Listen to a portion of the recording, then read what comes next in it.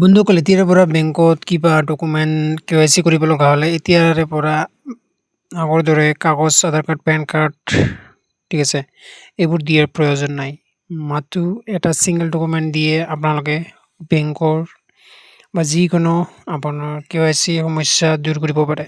তো আজি ভিডিঅ'টো সম্পূৰ্ণকৈ দেখুৱাই আছোঁ কি তো মানে বন্ধুসকল আপোনাৰ আধাৰ কাৰ্ড, পেন কাৰ্ড ঠিক আছে বা বেংকৰ একাউণ্ট আপোনাৰ KYC কেনেকৈ কৰিব বা আপোনালোকে যদি ধৰি লওক অৰুণোদয় কিবা ডকুমেণ্ট দিব লাগে তো এক মাখা মানে ইমানবোৰ ডকুমেণ্ট নিদিয়াকৈ আপোনালোকে এটা ছিংগল ডকুমেণ্ট জমা দিলে আপোনাৰ KYC এটা নম্বৰ জেনেৰেট হ'ব। এই কাৰ্ডখনৰ জৰিয়তে আপোনালোকে যিকোনো গভৰ্ণমেণ্টৰ সুবিধা বা বেংক আপডেট যিকোনো সমস্যা আপোনালোকে পাব পাৰিব।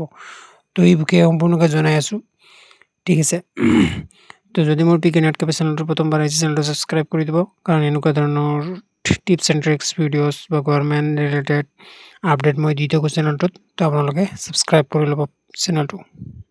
তো বন্ধুসকল KYC আপডেট কৰিবলৈ হ'লে মানে এখন কাৰ্ড বনাবলৈ হ'লে আপোনালোকে ফাৰ্ষ্ট ক্ৰমত আহিব আৰু KYC চাৰ্চ কৰিব।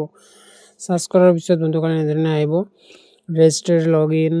তো চাওক ইয়াতে কাৰ্ডখনৰ এটা ডেমো দিয়া আছে ঠিক আছে।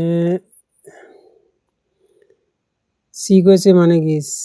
তো ইয়াৰ চাওক চেণ্ট্ৰেল KYC ৰেকৰ্ডছ ৰেজিষ্ট্ৰি, মানে আপোনাৰ KYC ৰেকৰ্ডটো আপোনাৰ এখন কাৰ্ডতে ৰেকৰ্ড হৈ যায়।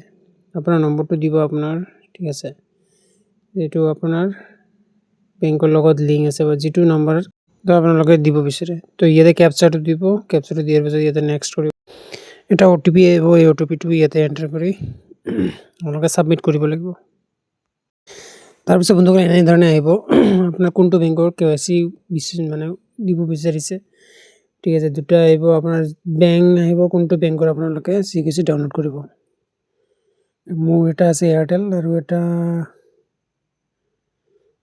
মানে দুটা আছে, মানে এইটো কোম্পানীবোৰ অলপ বেলেগ হয়, বুজিবলৈ টান হয়, কিন্তু আপোনালোকে এইটো বুজিব লাগিব ঠিক আছে। এণ্ড ৰিকুৱেষ্ট ৰেফাৰেঞ্চ নম্বৰ আহিব এটা ইয়াতে ছাকচেছফুলি ৰেফাৰেঞ্চ নম্বৰ ছাবমিট। আৰু যেতিয়া ডাউনলোড কৰে আপোনাৰ কাৰ্ডখন আৰু ইয়াতে ডেট অফ বাৰ্থ দি আপোনালোকে PDFটো অ'পেন কৰিব পাৰিব। তো ইয়াতে লিখা আছে you will KYC card your registered mobile number and password will be your date of birth. আপোনাৰ ৰেজিষ্টাৰ্ড নম্বৰত এটা লিংক যাব, এই লিংকটো আপোনালোকে ক্লিক কৰি ডাউনলোড কৰিব লাগিব PDFটো। তো মই দেখুৱাই আছোঁ আপোনাক। তো বন্ধুসকল বহুত ইজি হয়, আপোনালোকে SMS আহিব, SMS অহাৰ পিছত এটা PDF লিংক আহিব, লিংকটোত ক্লিক কৰি আপোনালোকে PDFটো ডাউনলোড কৰিব।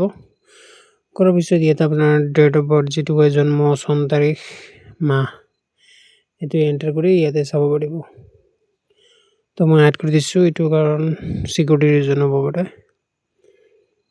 ঠিক আছে।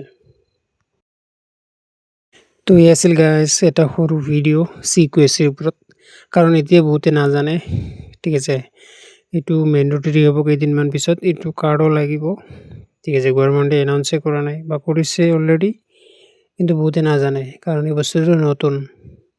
তো সেইকাৰণে তো আপোনাৰ যিসকলে কৰা নাই কৰি ল'ব।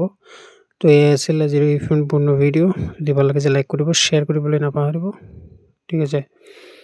তো আজিলৈ ইমানেই, জয় অসম।